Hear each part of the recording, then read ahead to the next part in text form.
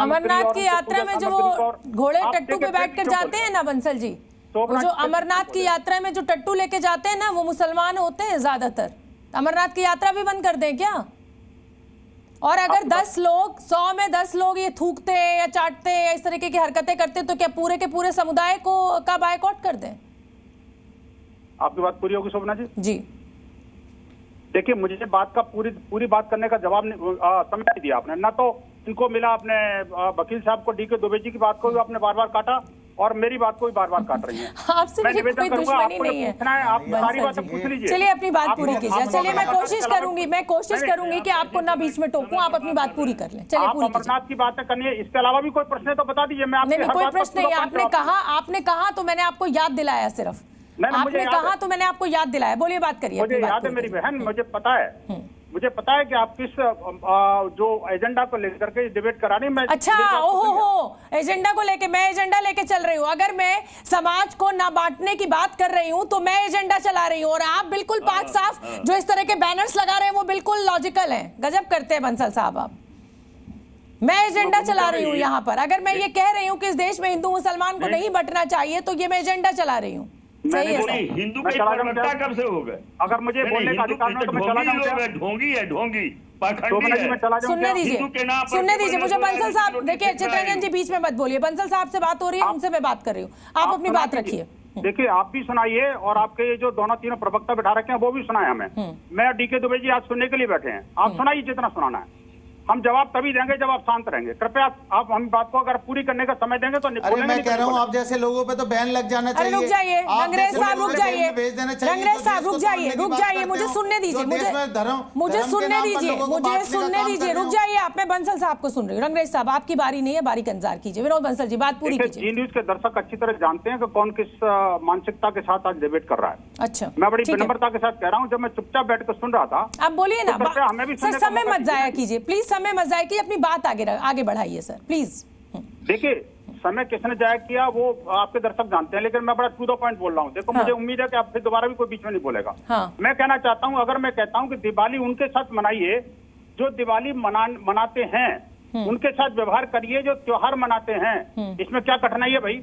दूसरी बात ये, आपने कहा कि घोड़ों के ऊपर मत बैठिए। कोई बात नहीं, अगर जरूरत पड़ेगी तो नहीं बैठेंगे, और बैठते हैं तो बैठते हैं। हमने उसका विरोध किया है क्या? हमने उस मानसिकता का विरोध किया, हमने किसी समुदाय विशेष का विरोध नहीं किया। आप मुझे बताइए, इस पूरे पोस्टर में किसी मुसलमान का, किसी मुसलमान का, किसी जिहादी का कोई नाम है क्या?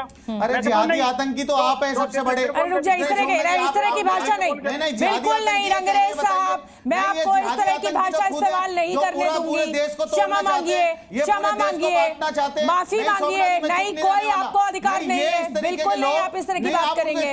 इतना समय दे रही है, नहीं, वो समय उनकी बात पूरी होने दीजिए। आपको भी सुना मैंने। बार बार घुमा रहे हैं, वो आपको टारगेट कर रहे हैं। करने दीजिए, वो मेरे और उनके बीच में टारगेट कर रहे हैं। आप वो मेरे और उनके वो मेरे मेहमान हैं। आप चुप रहिए, फालतू की बातें मत करिए। ये फालतू कितने लोग पकड़े गए, फालतू की बातें नहीं, ये फालतू का प्रोवोकेशन नहीं, फालतू का प्रोवोकेशन नहीं। सामान नहीं खरीदना चाहिए। नाजिम खान साहब, मतलब तो आप चाहते हैं पूरे देश में जो है नफरत की डिबेट का बहिष्कार कर रहा हूँ। रुक जाइए। नहीं, बहिष्कार क्यों कर रहे हैं आप? आपकी बात सुन रही हूँ मैं। आप बहिष्कार क्यों कर रहे हैं? बंसल साहब, मैं आपको सुन रही हूँ। अरे जाने जाइए, ब्लैकमेल मत कीजिए। ब्लैकमेल नहीं होती हूँ मैं बंसल साहब। मैं आपको पूरा समय दे रही हूँ और आपकी बात सुन रही हूँ।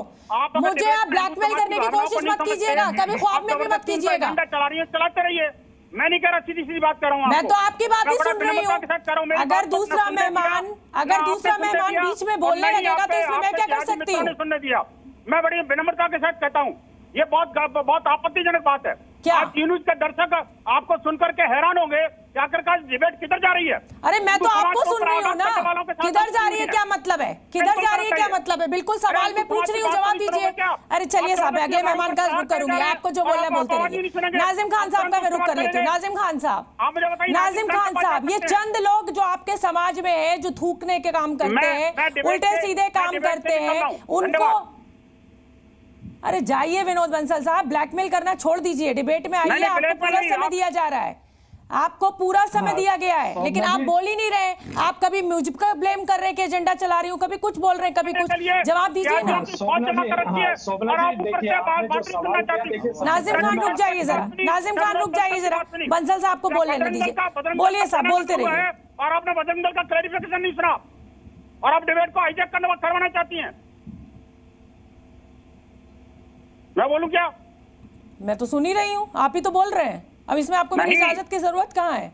आपके मन की बात ना करूं तो हाईजैक करने की कोशिश कर रही हूं। आपके साथ साथ हिंदू मुसलमानों को आपस में लड़ाने का काम करूं तो मैं बिल्कुल सही काम कर रही हूं, लेकिन अगर मैं सामाजिक सौहार्द बनाने की बात कर रही हूं तो मैं एजेंडा चला रही हूं। बहुत बढ़िया। हमले करवा रही है और मुझे बोलने का मौका नहीं दे रही। अरे आप ही तो बोले जा रहे हैं सर।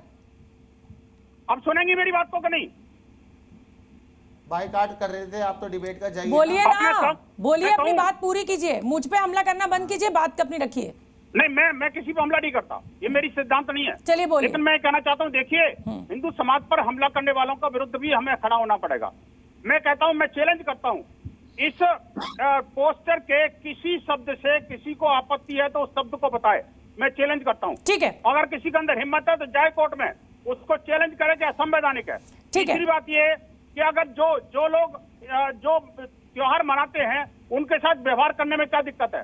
तीसरी बात ये कि जो लोग थूक करके मूत करके हमारे भोजन प्रसाद सामग्री और पूजा की, ठीक है। नाजिम खान साहब जवाब दे दीजिए, समय मेरे पास इतना ही। आज बंसल साहब ने पूरा समय ले लिया। नाजिम खान साहब जल्दी से जवाब दीजिए जो बंसल साहब ने आरोप लगाया। शोभना जी देखिए, शोभना जी, सबसे पहले मैं आपके हिम्मत व जज्बे को दिल से सलाम करता हूँ, क्योंकि आज आपने निष्पक्ष से बिल्कुल डिबेट कराई है। मैं आपको दिल से सलाम करता हूँ। बात आती है उस तरीके की जब विनोद बंसल जी करे थूक जिहाद और मूत्र जिहाद वाली। मैं शोभना जी बड़ी जिम्मेदारी के साथ कहता हूँ। ये बताइए जाकिर नायक को मानते हैं कि नहीं मानते? नाजिम साहब बाकी छोड़ दीजिए, मेरे हिम्मत और जज्बे की एक बार ये तारीफ कीजिए कि आप जाकिर नायक को चाहते हैं इस देश में लौटे या ना लौटे, चाहते हैं कि नहीं चाहते कि जाकिर नायक की गिरफ्तारी हो? शोभना जी देखिए, हाजी नाजिम बड़ी जिम्मेदारी के साथ कहता कि हम डॉक्टर एपीजे अब्दुल कलाम साहब को मानते हैं, हम वीर अब्दुल हमीद को मानते हैं। मैं साहब जाकिर नायक का जिक्र कर रही हूँ। एक बार फिर मेरे जज्बे की तारीफ कीजिए। जाकिर नायक को बताइए आपके क्या विचार है। नफरती बातें तो जाकिर नायक भी करता है, तो उस पर तो आपका समुदाय तालियां बजाता है और चाहता है कि वो हिंदुस्तान में आए और फूल माला फैलाएं।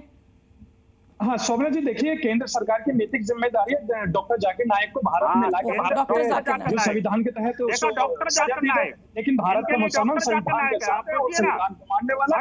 लेकिन जिस तरीके से बाबा बंसल जी बार बातें करें, मैं बंसल जी को एक बात बता दूं, जिस तरीके का पोस्टर लगाया गया, पोस्टर की निष्पक्ष जांच होनी चाहिए। जिन्होंने नाजिम खान साहब, जाकिर नायक और इस तरीके के पोस्टर लगाने वालों में कोई फर्क नहीं है मेरे लिए। मैं दोनों को ही समाज बांटने वाला कहती हूँ, लेकिन जब आप जाकिर नायक के आगे डॉक्टर जाकिर नायक कहते हैं तो खोट आपकी नियत में भी नजर आता है। शोभना जी हम तो कहते हैं कि डॉक्टर जाकिर नायक के खिलाफ सख्त से कार्रवाई होनी चाहिए। किस बात का डॉक्टर, किस बात का डॉक्टर जो समाज में नफरत बांटे, वो किस बात का डॉक्टर है? मैं हैरान हूँ। शोभना जी देखिए, जो भारत के अंदर जो मानवता को नुकसान पहुंचाए, चाहे वो किसी भी समुदाय से आता है, वो मानसिक रोगी है। तो फिर डॉक्टर जाकिर नायक कहना बंद कीजिए ना। जाकिर नायक कहिए।